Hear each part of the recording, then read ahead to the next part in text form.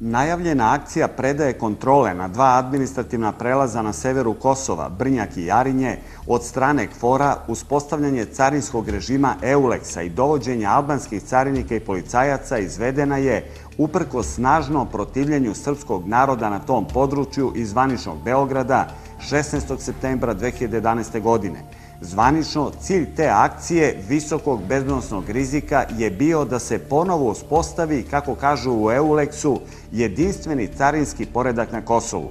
Posle neuspešne julske akcije Tačijevih specijalaca da zauzmu dva administrativna prelaza na severu pokrajine i efikasnog otpora srpskog naroda, KFOR je zauzeo prelaze Brnjak i Jarinje i na njima uspostavio status vojne zone, što je značilo da vojnici KFOR-a mogu da pucaju na svakog ko pokuša da bez odobrenja pređe te administrativne prelaze.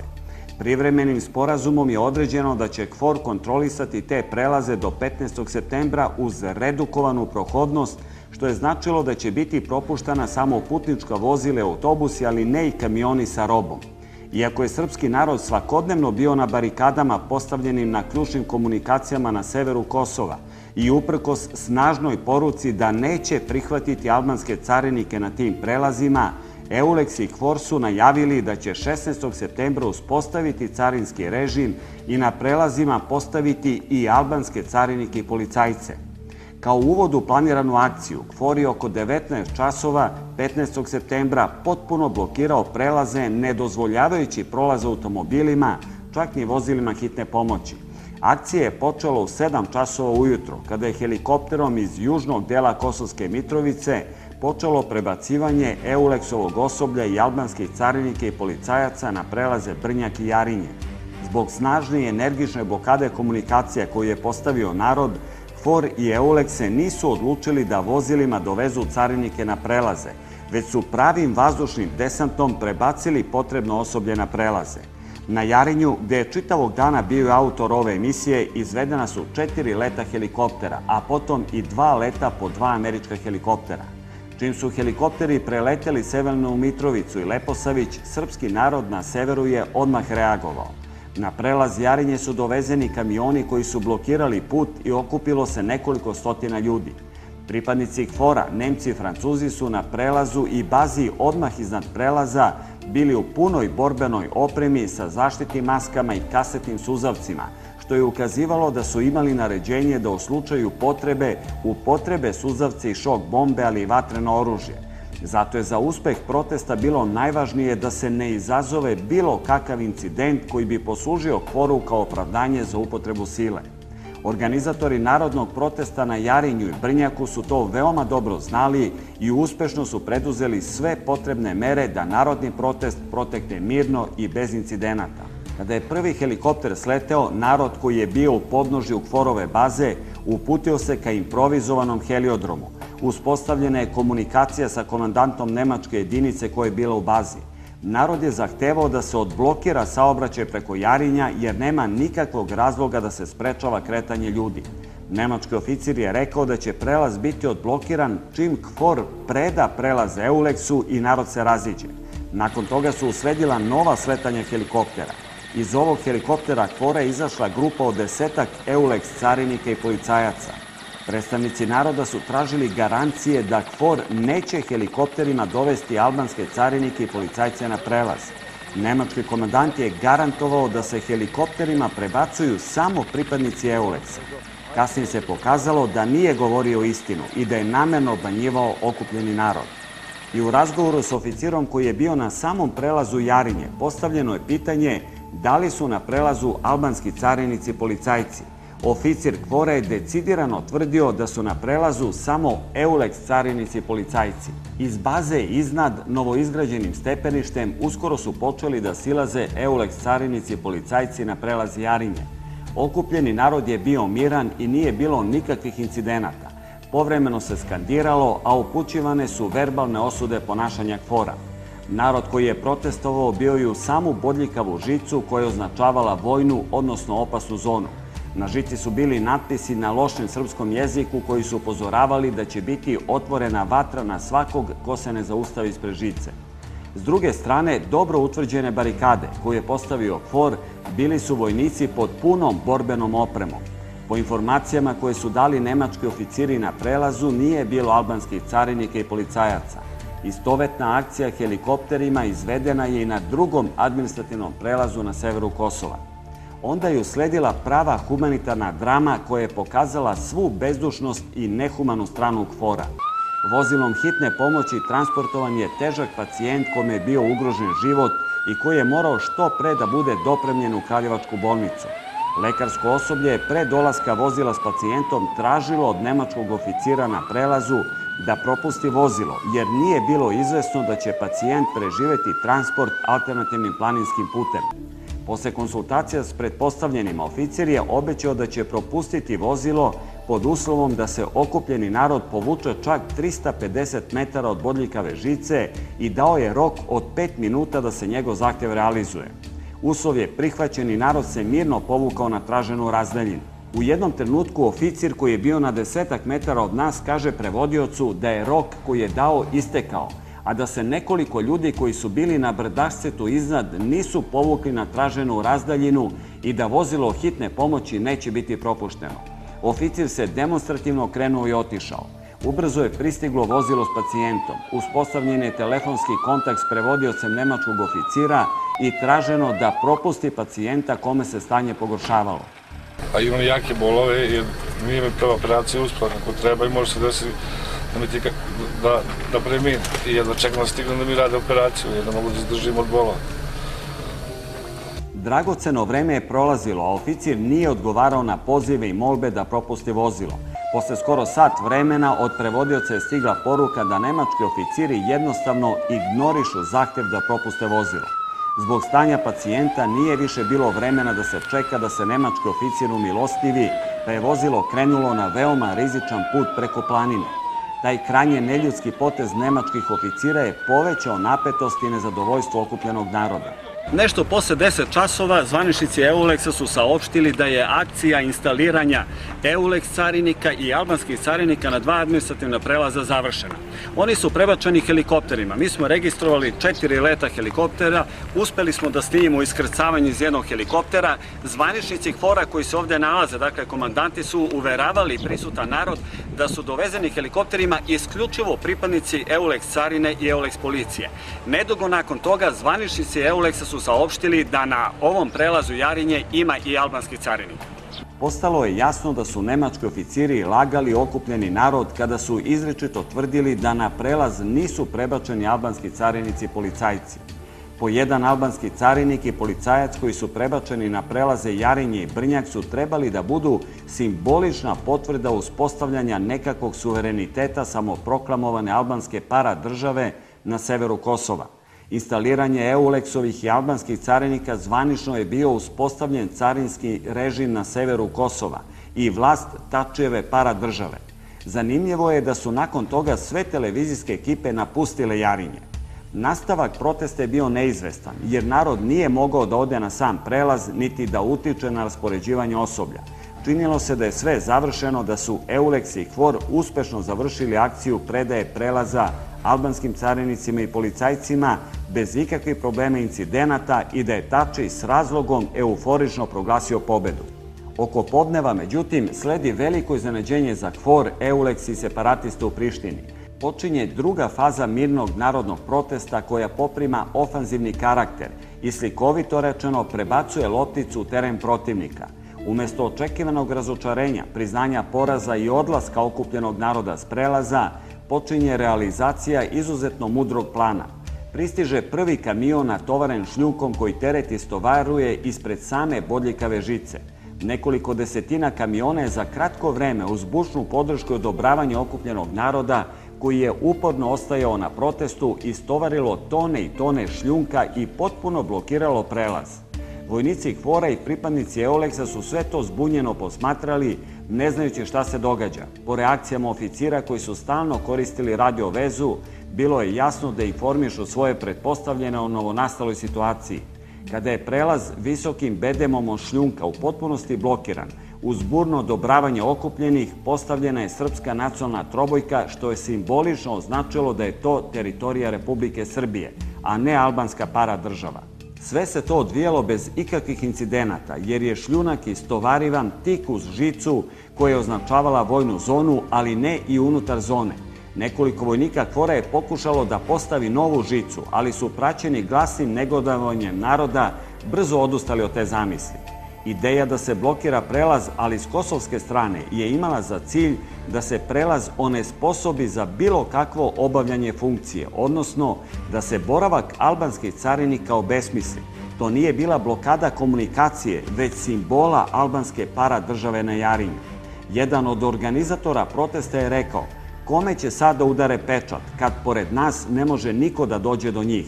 Vozila KFOR-a i EULEX-a na prelazu nisu više mogla da krenu prema Kosovu, jedino im prohodan ostaje put ka centralnoj Srbiji.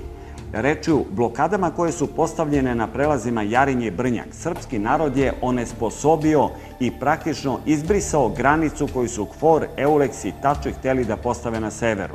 Narodu su ostali alternativni putni pravci za vezu sa centralnom Srbijom, koje KFOR ne može da blokira, jer nema mogućnost kretanja na severu zbog postavljenih barikada. Nedugo zatim, iznad prelaza sleću 2 američka helikoptera iz kojih izlazi 20 vojnika pod punom ratnom opremom. Pola sata kasnije helikopteri dovoze još 20 vojnika koji odmah zauzimaju položaj i ponašaju se veoma preteći i agresivno s puškama na gotovost.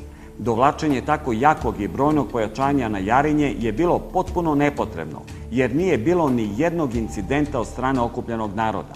Radilo se očigledno o dodatnom zastrašivanju naroda i agresivnoj pretnji KFOR-a.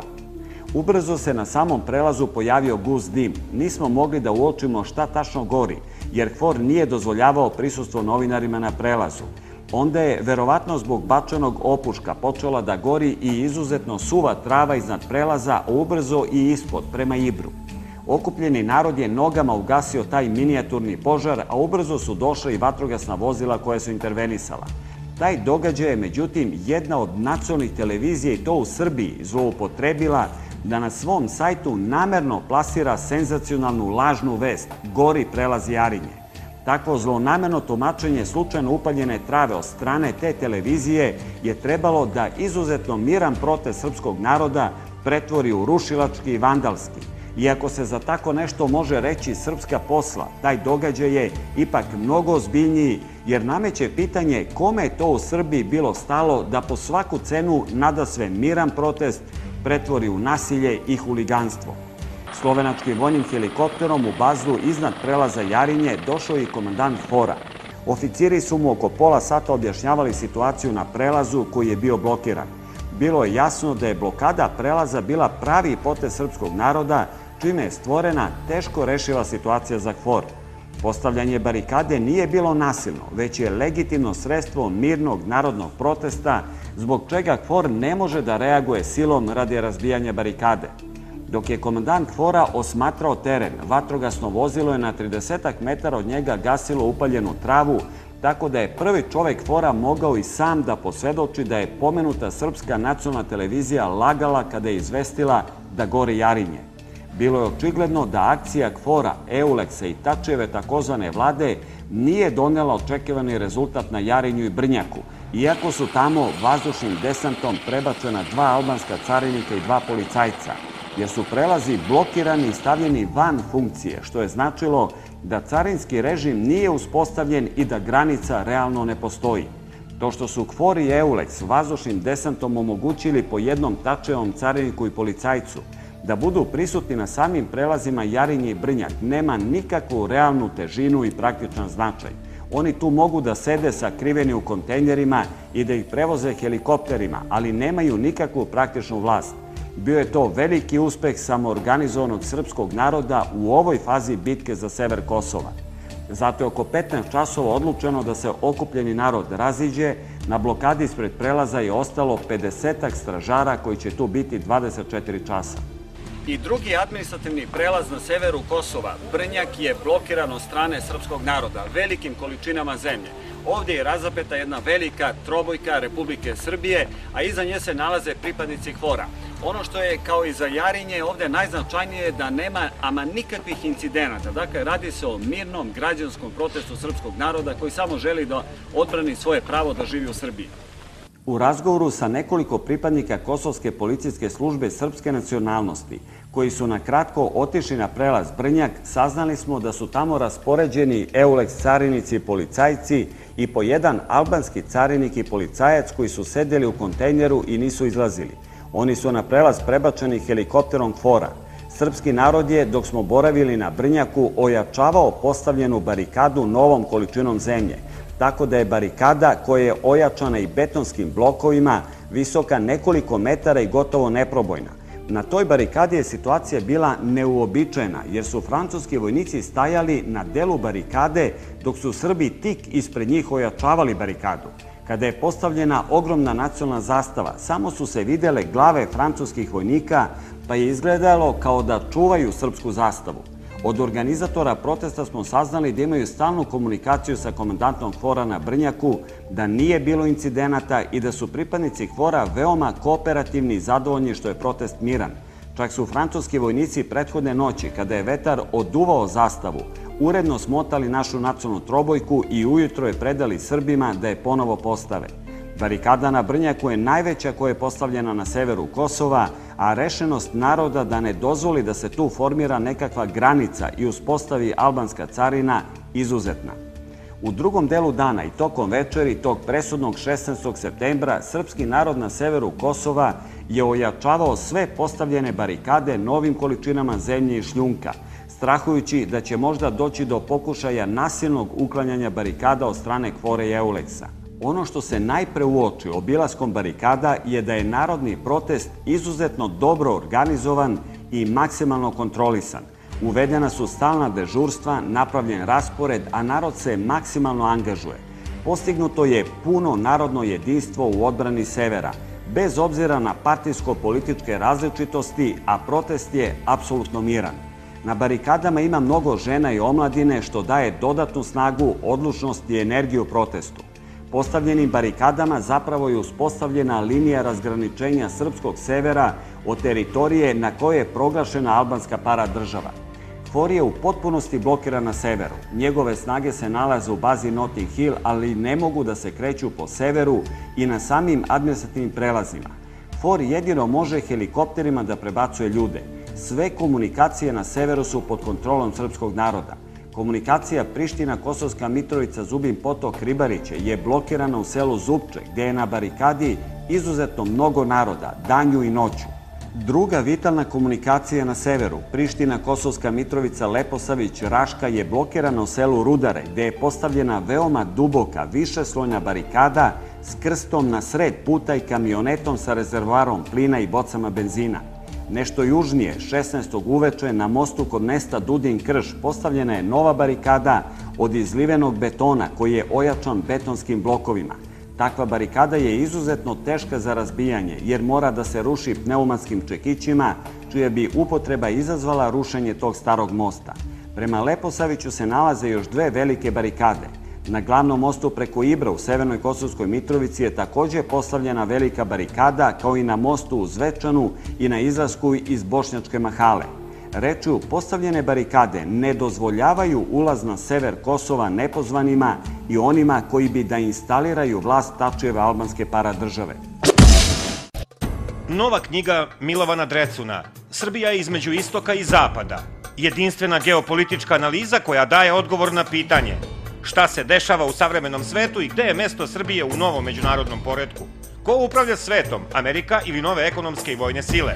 Mogu li Kina i Rusija da zaustave Ameriku? Da li Evropska unija može da postane supersila ili joj preti raspad? Ko pobeđuje u geopolitičkom sudaru u Evroaziji, Amerika i NATO ili Rusija i Kina? Kako Rusija uzvraća udarac Americi u Crnom moru, na Kavkazu i Centralnoj Aziji? Ko dobija rat za naftu i gas? Da li ruski NATO može da se suprotstavi američkom NATO-u? Zašto je sve jači sukob između Amerike i Evrope? Da li NATO ima budućnost ili postepeno odumire? Zašto se Evropska unija približava Rusiji, a udaljava od Amerike? Ko kontroliše Balkan? Da li će Zapadni Balkan ući u Evropsku uniju i NATO? Da li će opstati Dejtonska Bosna ili će Republika Srpska da se pripoji Srbiji? Kako izgleda i ko stvara novi međunarodni poredak koji pobeđuje američki svetski poredak? Bez odgovora na ta pitanja, Srbija ne može da pronađe svoje mesto u novom međunarodnom poretku. Milovan Drecun u ovoj knjizi daje potrebne odgovore na najteže dileme pred kojima se nalaze Srbija i srpski narod na početku 21. veka. Da li će Srbija ući u Evropsku uniju i NATO? Kakvu politiku treba da vodi prema Americi, a kakvu prema Rusiji? Da li treba da se odrekne Kosmeta? S kim treba da bude vojni saveznik? Da li joj preti opasnost od gubitka Sandžaka i Preševa i Bujanovca? Da li će Vojvodina postati republika? Kako da odoli pritiscima Amerike i Evropske unije? Šta hoće Turska u Srbiji? Sva ta i mnoga druga pitanja staju u jednu presudnu dilemu. Da li će Srbija opstati ili će biti svedena na beogradski pašaluk? Srbija između istoka i zapada nije knjiga o prošlosti, već originalna geopolitička strategija koja nudi rešenje za perspektivnu budućnost Srbije. U dokumentarnom filmu Pakao Košara o kopnenoj agresiji iz Albanije na području Karaule Košare govore neki od junaka koji su zaustavili višestruko nadmoćnijeg agresora. Novi dokumentarni film Milovana Drecuna, Strela, Bitka za Metohiju, o združenoj kopnenoj agresiji albanske vojske, NATO snage i šiptarskih terorista sa teritorije Albanije na području Paštrika i Karaule Gorožu 1999. godine. O izuzetno teškim, masovnim i krvavim borbama u kojima je učestvovala i strategijska avijacija NATO-a, govore neki od učesnika borbi u operaciji Strela koja je odlučivala o ishodu rata. Možete poručiti na telefone 011 311 8290 i 011 311 8291. U razgovoru s dvojicom pripadnika italijanskih karabinjera saznali smo veoma zanimljive detalje o pogibiji pripadnika Tačijeve specijalne formacije Rosu tokom julskog pokušaja za posedanje prelaza Brnjak. Karabinjeri tvrde da postoji izveštaj Euleksa koji pokazuje da su tog albanskog specijalca zapravo ubile njegove kolege. Izveštaj pokazuje kako su nam rekli da je ubijen s 15-20 metara metkom s leđa, te da je kalibar metka isti onaj koji koriste pripadnici jedinice Rosu. Karabinjeri također tvrde da porodica ubijenog albanskog specijalca traži krvnu osvetu, ali ne od Srba, već od Albanaca. Ova informacija bi trebalo da podstakne nadležne organe u Srbiji da od Euleksa traže izveštaj da bi se saopštila istina. Treba se prisetiti koliko su pojedinci i mediji u Srbiji tada osuđivali Srbe koji su goloruki zaustavljali Tačijeve specijalce zbog ubistva pripadnika Rosu, jer je lansirana informacija da ga je ubio navodni srpski snajperista.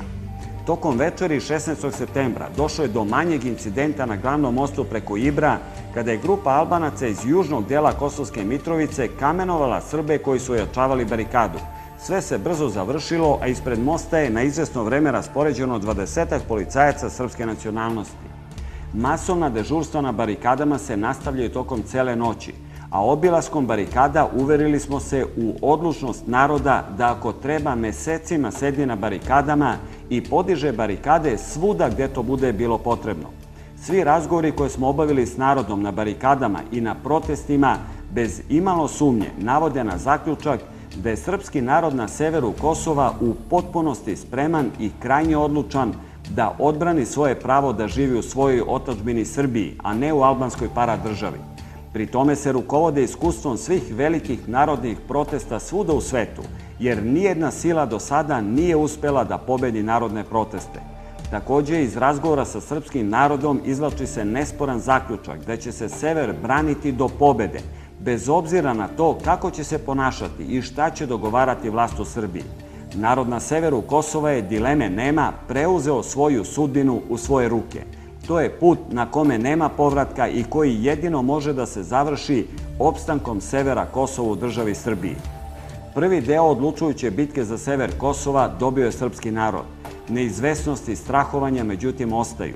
Sada su na potezu KFOR, odnosno NATO, EULEX i albanska paradržava. Vest da su u nemačku bazu KFOR-a prebačena 2 specijalna vozila za razbijanje barikada i da se očekuje dopremanje kamiona s vodenim topovima ukazuje na mogućnost da KFOR pokuša da razbije barikade i spreči dalje proteste. U iščekivanju odsudne bitke za opstanak, Srbi na severu Kosova ne gube nadu. Veruju u budućnost, ali u državi Srbiji, a ne u albanskoj paradržavi. Kolika je njihova vera u opstanak i pobedu pokazuje i ova svadbena povorka. Formirana je nova srpska porodica. Umnožit će se i opstati srpski narod i na severu i na celom Kosmetu. Srbazija cela kliče, ne damo te Kosovo, to je oduvek naše bilo, od davnina ostalo. Oj Kosovo, Kosovo, zemljo moja,